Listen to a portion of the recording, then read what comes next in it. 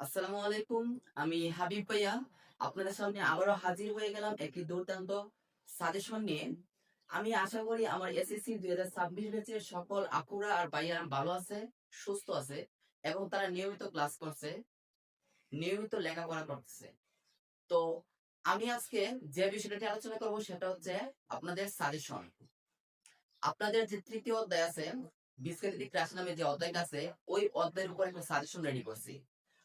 তো আমাদের এই বোর্ডে স্পষ্ট দেখতে পাচ্ছেন যে ফাইনাল সাজেশন তৃতীয় অধ্যায় বীজগণিত রাশি। এই জায়গায় প্রায় টোটালি আমাদের 10টা বোর্ডের ম্যাথ দেওয়া হয়েছে, মানে 10টা বোর্ড এখানে আছে। তো 10টা বোর্ডের মধ্যে সবগুলা ম্যাথই করতে হবে এরকম না, মানে আমি বলতেছি এরকম যে ক খ গ এরকম 3টা ম্যাথই যে করতে হবে এরকম না। এই জায়গায় যেগুলা আমরা মার্কিং করছি, যেমন রাজশাহী বোর্ড 24-এর খ, সিলেট বোর্ড 24-এর ক খ গ, তারপর দিনাজপুর বোর্ড 24-এর গ, এরকম ভাবে যেগুলো মার্কিং করা আছে শুধু ওইগুলা পড়লেই আপনাদের যে টেস্ট পেপারে যত টাইপের ম্যাথ আছে সব টাইপের ম্যাথ সলভ হয়ে যাবে। কেননা আমি এই জায়গায় যে সাজেশনটা রেডি করছি সেটা আমি টেস্ট পেপার থেকে বিগত 17 বোর্ড থেকে শুরু করে 25-24 বোর্ড পর্যন্ত আমি এই নিখুঁত ভাবে সবগুলা বোর্ড খুঁজে তারপরে আমি এই সাজেশন রেডি করছি। তো এই সাজেশনের মধ্যে টোটালি ম্যাথ আছে আমাদের 15টা। তো এই 15টা ম্যাথ যদি আপনি ভালো করে বুঝেন, বেসিক সহ বুঝে থাকেন, বেসিক সহ বোঝার পর আপনি যদি ম্যাথগুলো সলভ করেন, তাহলে দেখা যাবে আপনি সাজেশন হোক বা টেস্ট পেপারে যত ম্যাথ আছে অথবা গাইডের যত ম্যাথ আছে সবগুলা ম্যাথ যখন দেখতে যাবেন, আপনি করতে যাবেন, তখন দেখবেন আপনি সবই পারতেছেন। কারণ সবই চেনা চেনা লাগতেছে। কেন চেনা চেনা লাগবে? কারণ হচ্ছে টাইপের ম্যাথ তো আমি অলরেডি বর্ণনা করে দিচ্ছি। একটা অধ্যায়ের উপর 15টা টাইপের ম্যাথ, এর বাইরে কি আর কোনো ম্যাথ হইতে পারে? 15টা টাইপের বেশি কি কোনো ম্যাথ হইতে পারে একটা অধ্যায়ের উপর? তো আমি এই যে 15টা ম্যাথ রাখছি, আমি কিছু এক্সট্রা দিয়ে দিচ্ছি। কারণ আমরা চাই না যে আমাদের কোনো কিছু কি হোক, মিস হয়ে যায়। আমি সবগুলা টাইপের ম্যাথ দেওয়ার পরেও আমি এক্সট্রা আরো 2টা দিয়ে দিছি, যাতে আমাদের ওইটাও কি হয়ে যায়, আমাদের যাতে মনে মধ্যে একটা সন্দেহ না থাকে যে আমি কি সবগুলা করছি কিনা। তো আমরা যদি এই 15টা ম্যাথ সুন্দর করে সলভ করতে পারি, বেসিক সহ বুঝে সলভ করতে পারি, তাহলে টেস্ট পেপারের সকল ম্যাথই ইনশাআল্লাহ পারবেন, আপনি ইনশাআল্লাহ পারবেন। পরবর্তীতে শুধু কি করবেন, শুধু প্র্যাকটিস আর প্র্যাকটিস করবেন। আপনি আগে এই ম্যাথগুলো সলভ করেন। আপনার হাতে সময় অনেক কম। হ্যাঁ, অনেকে বলতে পারেন স্যার, ভাইয়া বা স্যার আমাদের হাতে অনেক সময় কম, আমরা কিভাবে দ্রুত আমাদের টেস্ট পেপার সলভ করতে পারি? সেটা হচ্ছে আপনি আগে এইগুলো সলভ করেন। করার পরে যখন আপনি বাকি ম্যাথগুলো সিরিয়ালি সলভ করতে যাবেন, তখন দেখবেন আপনি সবগুলো ম্যাথই ইজিলি পারতেছেন। কারণ আপনি তো বেসিক সহ এগুলো সলভ করে ফেলছেন, টাইপ সবগুলা সলভ করে ফেলছেন। এই জন্য আপনাদের এই সাজেশন। তো আপনারা সাজেশন একটা স্ক্রিনশট রাখেন। ওকে, তাহলে আপনার সাথে মূলত আজকের এই সাজেশন প্লাস আর কিছু কথা ছিল আপনার সাথে বলা। সেটা হচ্ছে আমাদের এসএসসি যারা 26 ব্যাচ আছি, আপুরা আর ভাইয়ারা সকলেই হয়তো একটা টেনশনের মধ্যে আছি যে আমরা কিভাবে দ্রুত অধ্যায়গুলো সলভ করব। কেননা অনেকের হয়তো বা সিলেবাসে সম্পূর্ণ শেষ, তাদের জন্য অভিনন্দন। আপনারা যারা শেষ হয়ে গেছে তারা আরো কি করেন, আরো বেশি বেশি প্র্যাকটিস করেন। কারণ পরিশ্রম যত করবেন তত ভালো ফল পাবেন। আর যাদের 50% সিলেবাস শেষ হয়েছে, অথবা অনেকে এমনও হইতে পারে যে 30% শেষ, মানে এখনো ভালো করে বইটা ধরেন নাই, তাদের জন্য আমার উপদেশ হচ্ছে আপনারা যখন টেস্ট পেপার সলভ করতে যাবেন, তখন আপনারা আগে এই এই সাজেশন অনুযায়ী আপনারা সলভ করবেন। করার পরে আপনারা টেস্ট পেপার সলভ করতে যাবেন। আর আপনাদের তো আর মাত্র মেবি 1 মাস 3 দিন সময় আছে। তো 1 মাস 3 দিন আপনারা যদি এখনো ভালো করে কাজে লাগান, আপনারা যদি মানে স্বইচ্ছায় পরিশ্রম করেন, হ্যাঁ, মানে স্বইচ্ছায় যদি পরিশ্রমটা করেন, তাহলে দেখা যাবে এই 1 মাসে অনেক কিছু করা সম্ভব। কেননা মানুষ হচ্ছে শ্রেষ্ঠ জীব, মানুষ চাইলেই সবকিছু পারে। আল্লাহর উপর ভরসা রাখেন, তারপরে আপনি শুরু করে দেন, এখন থেকে শুরু করে দেন। 1 মাস 3 দিন বাকি আছে, তাই বলে যে আমি না 1 মাস করবো, বাকি 3 দিন এনজয় করি, এরকম কিছু না।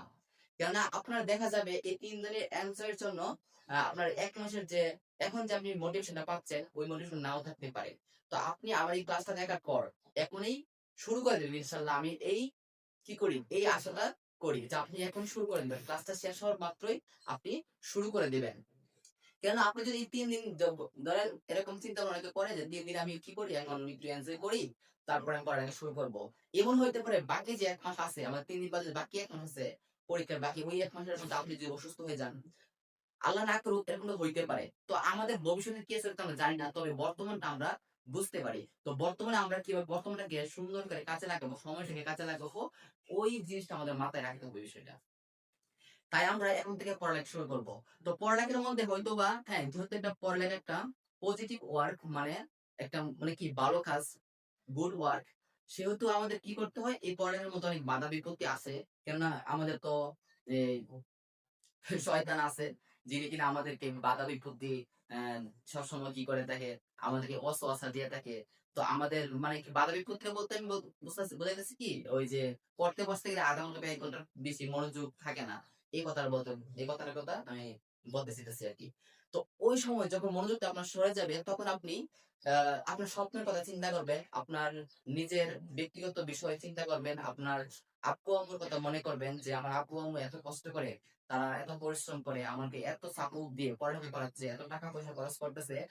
ওই চিন্তা ভাবনা যখন আপনার মাথায় আসবে, আপনার আব্বু আম্মুর মান সম্মানের কথা যখন চিন্তায় আসবে, মাথায় আসবে, মানে আপনি ধরেন সাপোজ রেজাল্ট আসলো, আপনি ভালো করে পড়ালেখা করেন না, আপনি করেন নাই, ভালো করে রেজাল্ট করতে পারেন নাই অথবা ফেল করছেন, তখন আপনার মান সম্মান তো যাবেই, পাশাপাশি আপনার আব্বু আম্মু মানে বাহিরে কোথাও মুখ দেখাতে পারবে না। তো এই যে একটা অনেক বড় একটা লজ্জার বিষয়, যে আব্বু আম্মু অপমানিত হবে, এটা একটু মাথায় নিয়ে আসেন তো, যে আমার আব্বু আম্মু অপমানিত হবে, মানুষে আমার পাশের বাড়ি আন্টি বা পাশের বাড়ি আঙ্কেল আমার আব্বু আম্মুকে বলবে যে তোর ছেলে কি পাইছে, ফেল করছে, আর আমার ছেলে দেখছো ভালোই করছে, এরকম যখন বলবে, তাহলে তারা কতটুকু ছোট হবে, তারা কতটুকু মানে তাদের সম্মান হানি হবে, বা তাদের কতটুকু লজ্জায় পড়বে। মানে এই জিনিসটা আপনি মেনে নিতে পারতেন কখনো বলেন? কখনোই না। আর তাছাড়া তো আপনি নিজের একটা বিষয় আছে যে আবার আপনার নিজের স্বপ্ন, আপনার গোল আছে একটা, যা হ্যাঁ, সর্বপ্রথম কি করতে হয়, আমাদের গোল সেট করতে হয়। ওইটার উপর ওইটার উপর সবসময় মানে ওইটাকে প্রাধান্য দিয়ে আমাদের কাজ করতে হয়, যে আমরা আমাদের ভবিষ্যতে ইনশাল্লাহ এটা করব, আমি এটা হতে চাই, এটা করতে চাই, ওই স্বপ্ন মাথায় রেখে। এবং আগামী দিনগুলোতে এনজয় করার জন্য, অর্থাৎ পরীক্ষার পরে, জানেন, পরীক্ষার পরে 2টা সিচুয়েশন আসবে মানুষের জন্য, হইতে পারে ভালো আর খারাপ। কেননা আপনি যদি অথবা আপনারা যারা এখন থেকে ভালো করে পড়ালেখা করবেন, একবারে মানে এরকম পড়ালেখা হবে যে আপনার কান্না এসে পড়ছে, পড়ালেখা করতে করতে এত পরিশ্রম হচ্ছে। তারপর এই পরিশ্রমটা যখন করবেন, তখন দেখবেন পরীক্ষার পরে ইনশাল্লাহ আশা করা যায়, কারণ যারা পরিশ্রম করে তাদেরকে আল্লাহ কখনো ফেরায় না, আল্লাহ ভালো একটা রেজাল্ট দিবে। আর রেজাল্টটা পাওয়ার পরে যত কষ্ট করছিলেন, যত গুণে কষ্ট করছিলেন, তার চেয়ে বেশি গুণে আপনি আনন্দ পাবেন। তখন দেখবেন ওই যে কষ্ট করছেন, কষ্ট বিন্দু পরিমাণ মনে থাকবে না, তার আনন্দ যত তার চেয়ে বেশি হবে। আর যদি এর বিপরীত হয়ে যায়, আপনি এখন দিনগুলাকে হেলায় কাটিয়ে দেন, ফাঁকিবাজি করেন, হ্যাঁ, তারপর মনে করেন মনোযোগ সহকারে পড়ালেখা করেন না, টাইম গুলাকে ওয়েস্ট করতেছেন, আবার মনে করেন যে বন্ধুদের সাথে আড্ডায় বিভিন্ন ভাবে যদি আপনি এই সময়টা নষ্ট করে ফেলেন, পড়ালেখা ভালোভাবে না করেন, দেখবেন আপনার এই ক্ষণস্থায়ী আনন্দ, এই কয়েকদিনের যে আনন্দ, 1 মাসের যে আনন্দ, এটা এটার চেয়েও হাজার গুণে কষ্ট আপনার জীবনে চলে আসবে, যখন পরীক্ষার পর রেজাল্ট দেবে আর আপনি খারাপ রেজাল্ট করবেন অথবা ফেল করবেন। তখন দেখবেন এই আনন্দ আপনার কাছে কিছুই মনে হবে না, কারণ না কষ্টের পরিমাণটা বেশি থাকবে। তাই আপনাদের এখনই, আপনারা সবাই বুঝেন, আপনাদের বোঝার বয়স হয়েছে, এখন আপনারা নিজের থেকে আপনাদেরকে সচেতন হতে হবে, আপনাকে বুঝতে হবে যে আপনি কি মানে আপনাকে ভবিষ্যতে আপনাকে কি ভালো থাকতে চান, নাকি দুঃখময় বেদনাময় জীবন যাপন করতে চান। যখন রেজাল্ট আসবে, রেজাল্ট আসার পরে যখন আপনার বন্ধুরা এই ভালো রেজাল্ট করবে, আপনি খারাপ রেজাল্ট করবেন, তখন মানে আমার তো মনে হয় কয়েকদিন আপনি বাসা থেকে বেরিয়ে যেতে পারবেন না। তো কেন এই সিচুয়েশনটা আমি জেনে শুনে আমি যাবো, আমি জানি আমার যদি এরকম ভালো করে পড়ালেখা এখন না করি, তাহলে ভবিষ্যতে এই সিচুয়েশনে পড়তে হবে, তাহলে কেন আমি এই জিনিসটা করবো? তো এখন থেকে আপনারা ডিসিশন নিতে হবে যে আপনি কি করতে চান, আপনি কি ভালো করে পড়ালেখা করতে চান, আপনার কি 1 মাস পরে পরীক্ষার পরে রেজাল্টের পরে কি আপনি এই আনন্দে জীবনটা কাটাতে চান, নাকি দুঃখময় জীবন কাটাতে চান, এটা সবকিছু আপনার উপর ডিপেন্ড করে।